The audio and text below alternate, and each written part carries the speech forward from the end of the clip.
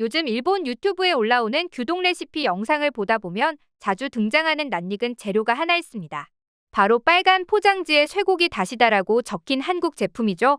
심지어 규동엔 이게 최고다, 이거 하나만 넣으면 맛이 완전 달라진다며 일본인들이 극찬을 아끼지 않고 있는데요.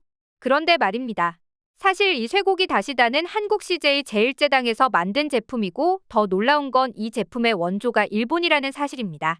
그런데 일본인들은 이런 사실을 까맣게 모른 채 한국 제품에 열광하며 소비하고 있는 실정이죠. 심지어 다시다 외에도 한국이 원조가 아니면서 원조를 짓밟아버릴 만큼 일본에서 대박나버린 제품들은 더 있다고 합니다. 자세한 내용 함께 알아볼까요? 먼저 방금 말씀드린 쇠고기 다시다가 가장 대표적인 사례입니다. 1975년 제일제당에서 처음 선보인 이 제품은 일본의 아지노모토에서 착안한 것이 맞습니다.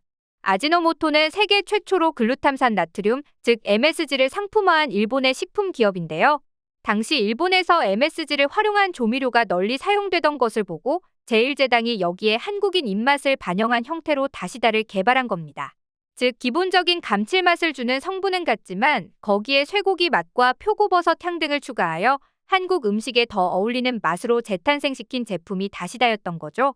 그렇게 해서 만들어진 다시다는 한국에서 만능 조미료로 불리며 김치찌개, 된장찌개, 볶음 요리, 국물 요리 어디든 다 들어가는 국민 식재료로 자리 잡았고 일본에도 역수출되기 시작했는데요. 재미있는 건 정작 일본인들이 자기네 아지노모토 대신 한국산 쇠고기 다시다를 쓰기 시작하면서 이젠 일본 요리는 한국 다시다 없으면 안 된다는 말까지 나오고 있다는 겁니다. 잘 알려졌다시피 일본은 다시, 즉 국물 맛을 내는 조미료 천국입니다. 주로 다랑어 베이스가 많고 조개나 어류 등 다양한 재료로 국물을 내는데 쇠고기 다시다는 고기의 감칠맛이 나다 보니 고기 요리에 쓰기 좋다는 입소문이 일본인들 사이에 퍼진 게 발단이었는데요. 그렇게 입소문이 나면서 몇 년 전부터 인터넷 레시피 사이트에 규동을 만들 때 한국 다시다를 넣으면 규동 체인점에서 파는 맛이 난다는 소문이 퍼지며 대중적으로 엄청난 인기를 끌게 된 거죠. 다시다는 소고기 맛이니 당연한 거였지만 비슷한 제품이 없는 일본에선 선풍적인 인기를 모았습니다. 그 결과 요즘은 일본 편의점이나 마트를 가면 아지노모토보다도 더 눈에 띄는 코너에서 쇠고기 다시다를 쉽게 찾아볼 수 있게 됐죠. 그리고 이런 유사한 사례는 다시다뿐만이 아닙니다. 한국에서 국민술로 자리 잡은 희석식 소주도 있는데요. 지금이야 참이슬, 처음처럼, 진로이즈백 같은 브랜드들이 전국을 평정하고 있지만 이 희석식 소주의 뿌리를 따라가 보면 그 시초는 19세기 말 일본에 다다를 수 있습니다. 사실 희석식 소주는 쇼추감류라고 일본에서 탄생한 조주 방식으로 1899년 처음 개발되었는데요. 이것이 한반도에 상륙한 건 일제강점기 초기인 1910년대였죠. 당시 조선 총독부는 식민 통치 자금을 마련하기 위한 주세 징수 목적에서 일본의 감류 소주 기계 설비를 한국에 들여와 대량 생산하기 시작했는데요. 그렇게 조선에 들어온 희석식 소주는 저렴한 가격을 무기로 전통 증류식 소주 시장을 파괴 및 대체하며 서민을 중심으로 빠르게 퍼져나갔습니다. 하지만 이렇게 시장에 빠르게 침투하던 희석식 소주도 1940년대 크게 타격을 입은 적이 있는데요. 왜냐하면 일본이 에탄올을 전쟁에서의 연료로 사용하기 위해 조선 내 모든 소주 공장에서 알코올 연료 생산을 의무화했고 여기에 경제 악화까지 겹치며 희석식 소주를 생산하던 한반도 내 소주 공장들이 몰락의 길을 걷게 되었기 때문입니다.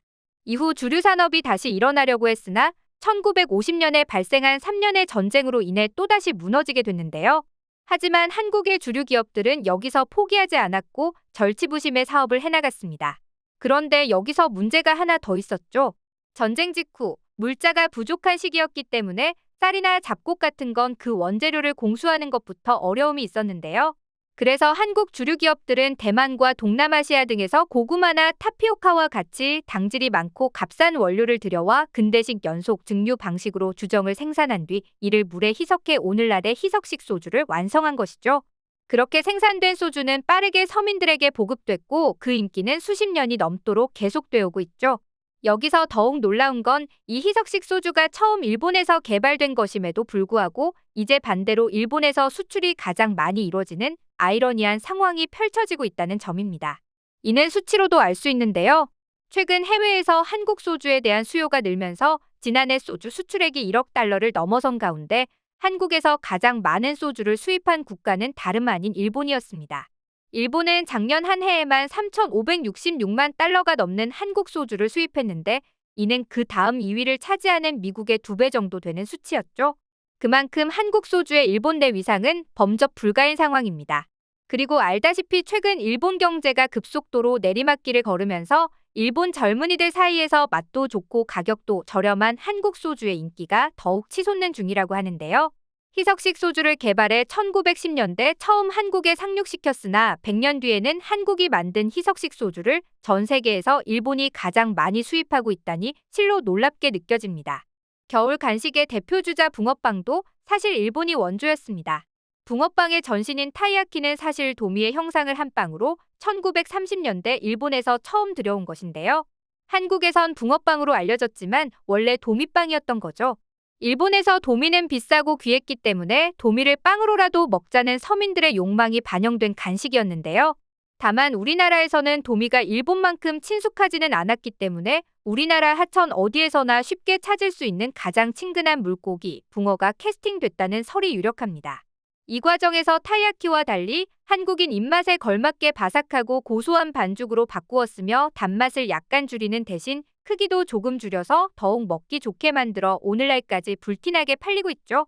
문제는 이게 K간식 열풍과 맞물리면서 요즘 일본 젊은 층 사이에선 겨울에 한국 가면 꼭 붕어빵부터 사 먹는다는 말이 나올 정도로 인기를 끌고 있다는 점입니다. 이뿐 아니라 요즘 일본 내한인타운인 시노쿠보엔 한국 붕어빵 가게들이 우후죽순 들어서서 MZ세대들의 발걸음을 모으고 있죠. 비슷하게 일본이 원조인 간식으로 단팥빵도 있는데요.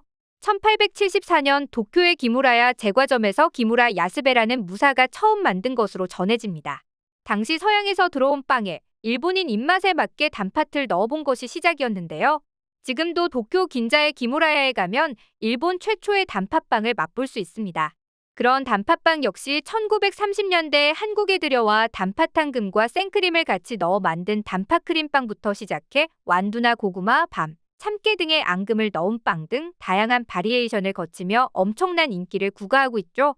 한국 단팥빵은 이제 단순한 빵이 아니라 카페 메뉴로서의 품격까지 올라갔으며 일본에서도 한국식 단팥빵은 진화된 원조라는 평가를 받는 중입니다.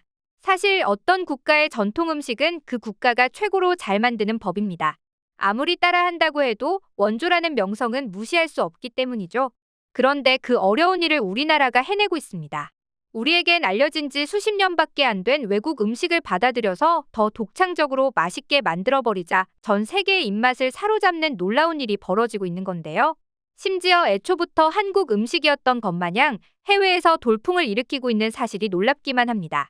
이 모든 게 그 어떤 메뉴도 맛있게 조리하는 감각을 타고난 맛잘알 한국인들의 저력 아닐까 싶은데요.